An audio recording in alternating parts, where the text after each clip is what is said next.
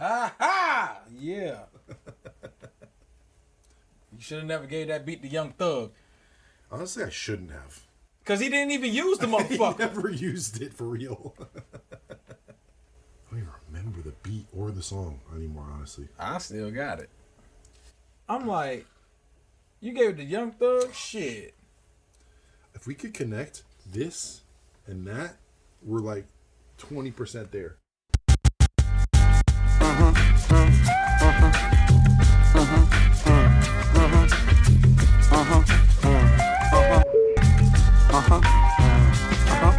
I never worked a 9-to-5 job.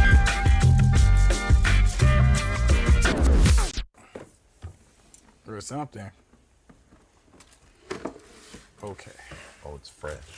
Yeah. Got a new closer smell.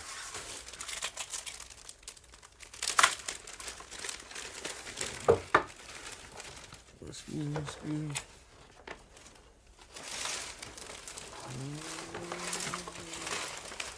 All right, so this is what it's supposed to look like at the end. Right. And we got 500 pieces.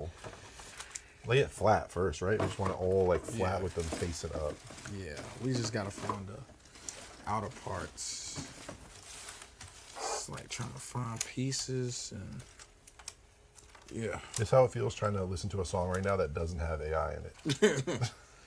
I mean, shit. The homie JPEG used AI, but he actually made it work. So there's a kid right now, 1010 Benja.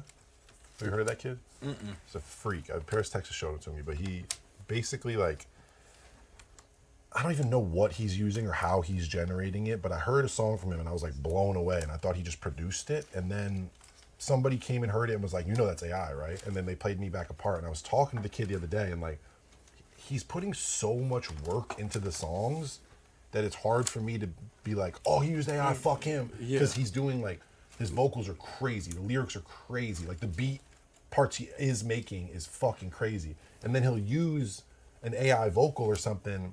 I feel that. You talk about robots and shit, AI. Like, I feel like all that shit is connected.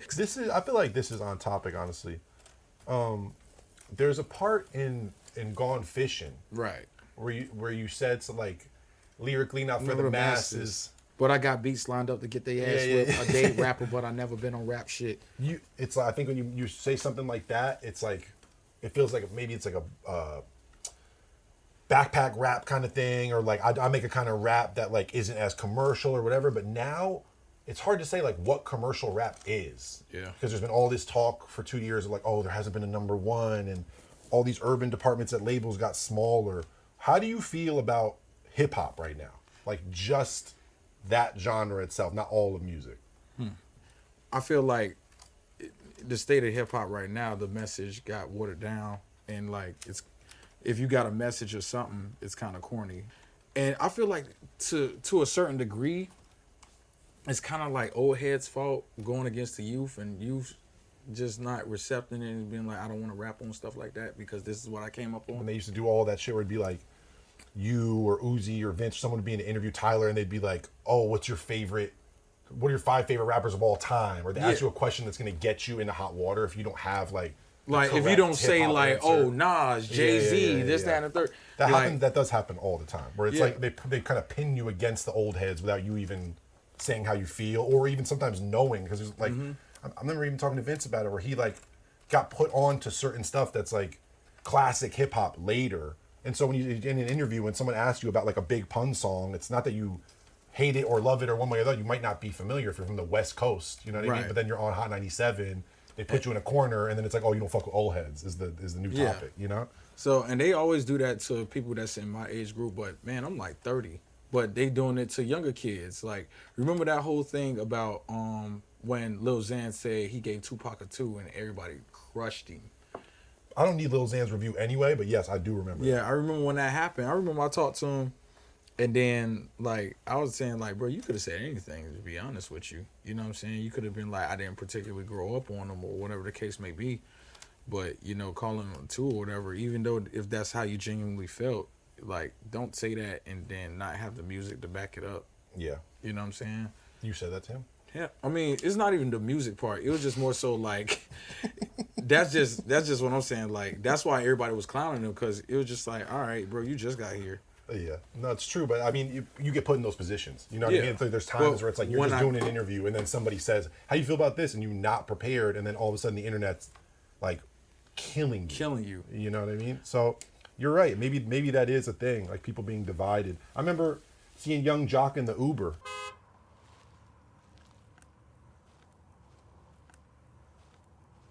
I think everybody assumes who maybe like doesn't work a creative job, or I don't know, maybe just everybody assumes that most people know what their future looks like in a dream scenario or where they're going to go with or whatever. And I find like most of my friends, most musicians I know, the goals that we set when we were 17 years old like change a lot by the time you're 30. And for me, like my goals were just never that big.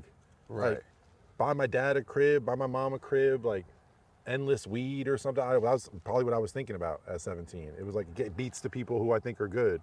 And then you get to the point where like people ask you if you care about number ones. They ask if you care about Grammys or whatever. And you probably don't when you start, but you start too sometimes. Like, do you think about legacy at all now that you've been in it for so long? I mean, yeah, because history is known for, they only remember the people who won.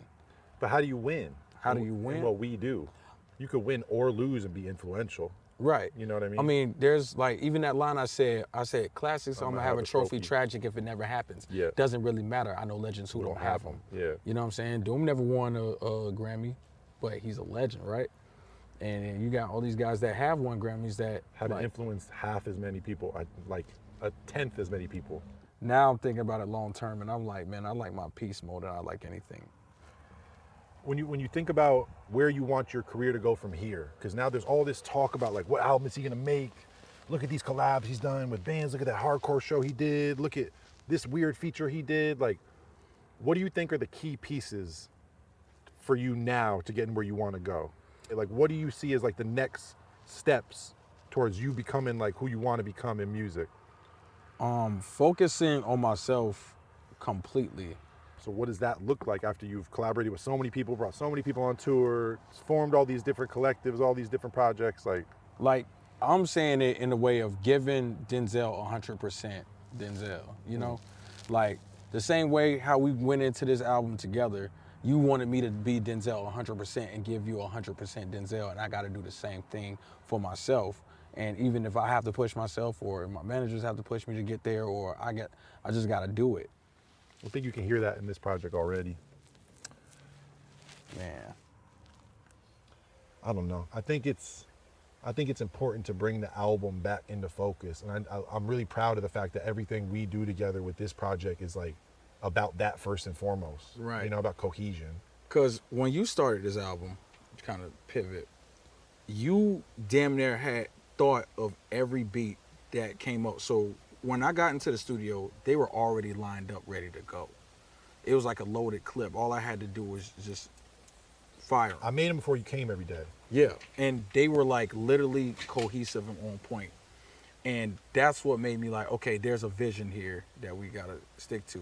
Like when we did Unlock the first time, no one was like, oh, I hope you guys make something that's inspired by Doom and Wu-Tang, and I hope y'all do some boom bap shit with no samples and create a whole character. No one asked for that. It was just you and I wanted to make it. Yeah. And like, I think we're at a point now where we're in a sweet spot, both of us, because we have as much inspiration as we have understanding of the craft at this point. I saw a director say something about this one time where he said, when you start out, it's just raw inspo, and you just have ideas and you want to make songs, you want people to hear them, but you don't know what the fuck you're doing. You don't really know about mixing, mastering, fucking streaming services, all this shit. You just inspiration.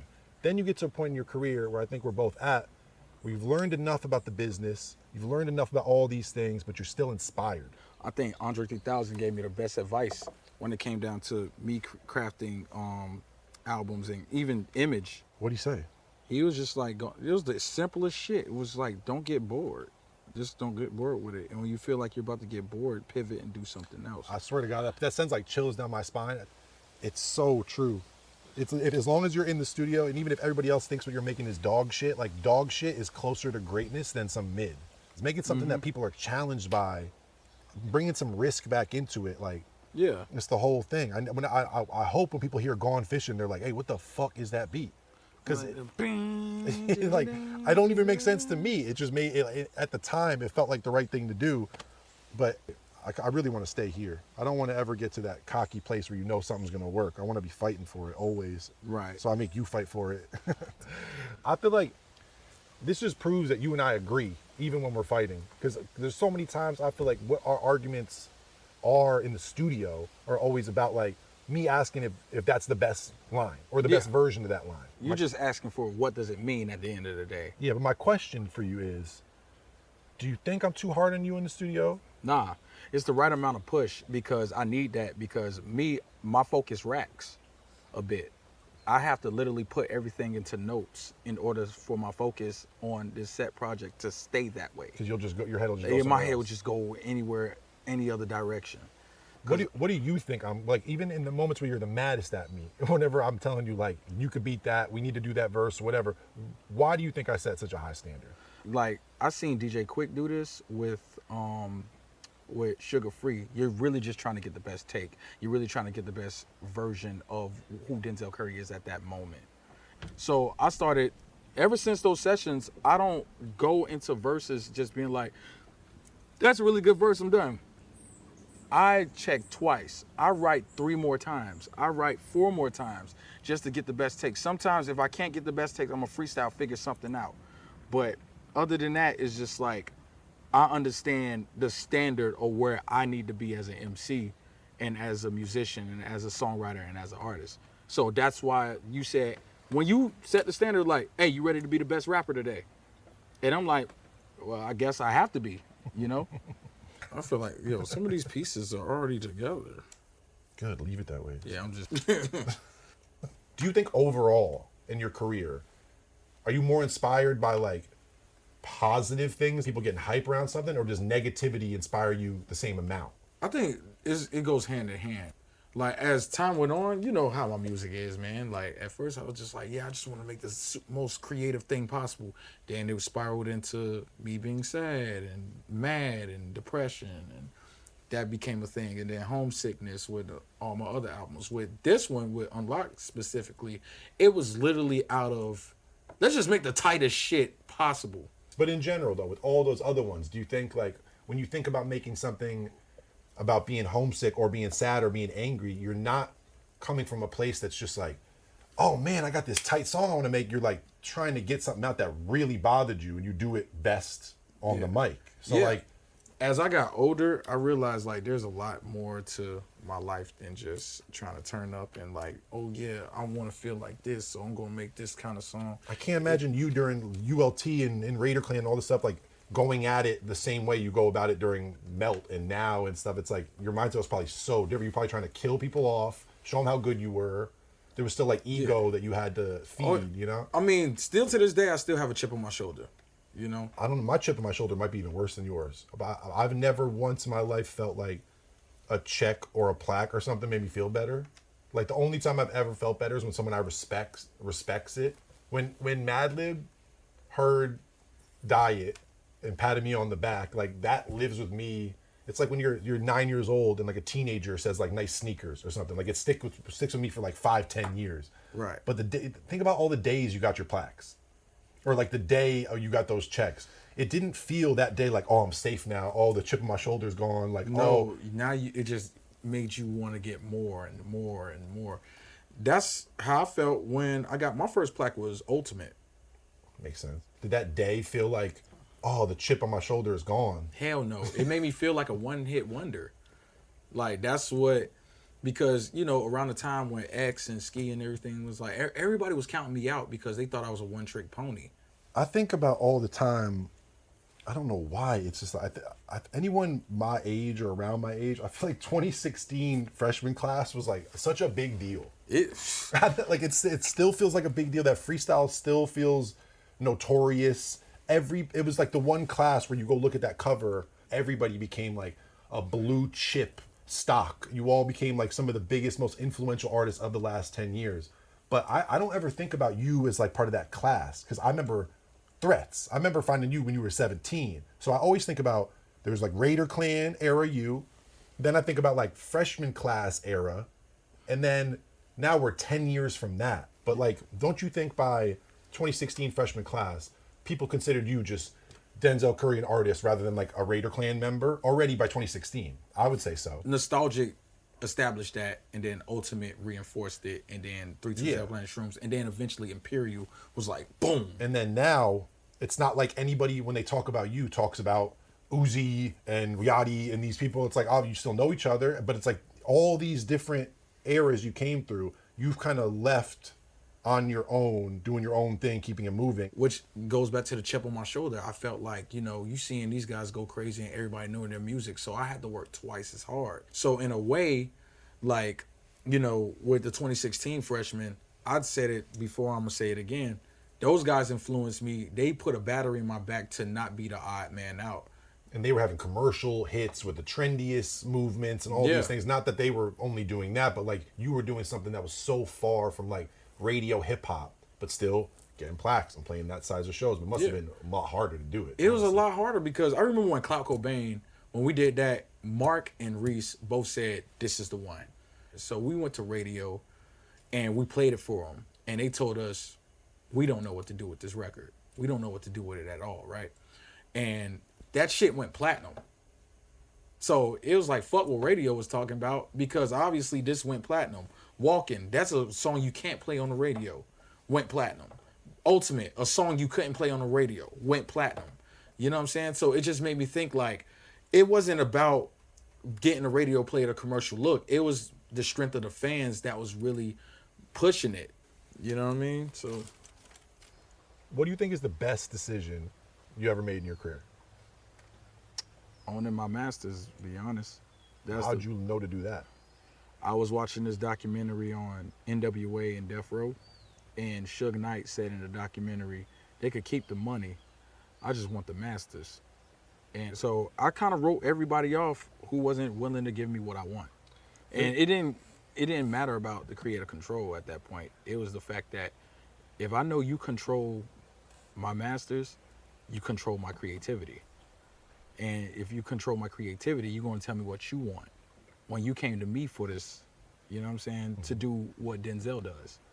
So at that point, we met up with all these labels, and everybody was kept saying 2 out of 3. Only one label was like, hey, we could do all 3. We might be suckers for it, but we'll do all 3. And that's who I've been with for 10 years. There's no right answer to that question, but that's the right answer. What's the worst career decision you've made? Worst career decision I've made? You gonna laugh. I was in a porno.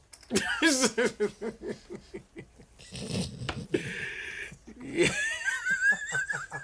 I seen it. It's doing the bang Yeah, bus. but it's literally I jumped in and jumped out. Like, it wasn't even that bad. That was the clip, worst. I wasn't sure if it was real, but they were like, "What the fuck, Denzel Curry doing here?" And it's like the bang bus in Miami. Okay, first off, it wasn't Bang Bus. It was Groupie Lust. Like, they rhyme. So it was a shit called Groupie Lust. And my brother presented me with the whole idea, like, with the opportunity. Now he was like, "Hey, bro," I only did it because he was like, "Bro, I need help," and this, that, and the third. But you never did a scene. Nah, my dick wasn't out of nothing. It was just like, my dangling was not out. I just walked in, walked out, cut the check, left. That was it. Can we bleep Dangalang, please? No. For the viewers. Thank you. I wasn't thinking long term at that point, so that would put you just to You weren't circle thinking back. about. You weren't thinking about the legacy of your porno. Hell no.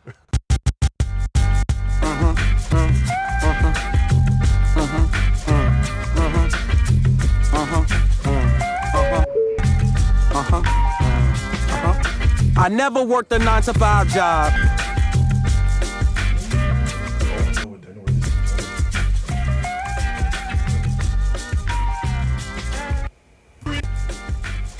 And then I found a piece. We are going crazy.